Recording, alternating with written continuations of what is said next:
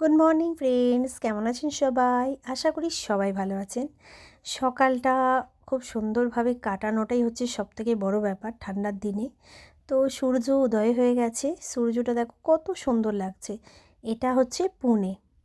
পুনেতে আছি আমরা। তো সকাল সকাল উঠে ছেলেকে তুলে স্কুল পাঠানোর পালা, সাথে তার বাবাকেও, মানে কর্তামশাইকেও। তো কর্তামশাই যাবে ডিউটিতে, তো রেডি হয়ে গেছে। আর এই যে ব্রাশ ট্রাশ করিয়ে নিয়ে, আমাকে করাতে হয় না যদিও, নিজেই করে নেয়।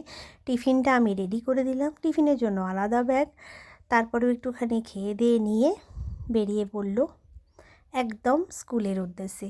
টিফিনে ছিল এগরোল। এখানে এসে রাজস্থানে প্রবলেম হতো, কিন্তু পুনাতে এসে কোনো প্রবলেম হয় না, এখানে ননভেজ দিতে হয়, দেওয়া যায়, ওই জন্যই আলাদা ব্যাগের টিফিন হয়ে গেছে।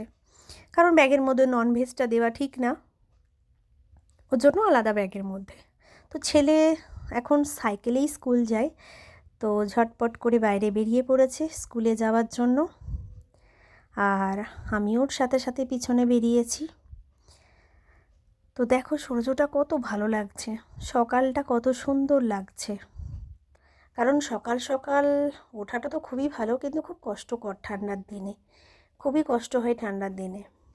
আর আমাদের একদমই কাছাকাছি এখানে হচ্ছে ফ্লাইট ওড়ছে, দেখতেই পাচ্ছ, খুব কাছাকাছি এয়ারপোর্ট আছে।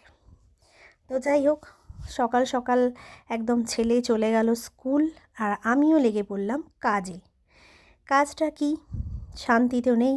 ঝটপট করে বিছানাটা আগে গুছিয়ে ফেললাম। এই দেখো, বিছানাটা গোছানোর পরে লেগে গেছিলাম রান্না করতে। রান্না রেডি, ডাল করেছিলাম লাউ দিয়ে, আলু পোস্ত করেছিলাম, পেঁয়াজ দিয়ে পোস্ত বাটা করেছিলাম, আর এটা কি, ধনে পাতার চাটনি, শীতকালে একটা স্পেশাল। আর মায়ের জন্য ছিল এটা পেঁপে। এটা আমাদের সকলের জন্য ছিল মাছের মাথার তরকারি। ভালো থাকবেন, শুভ দুপুর।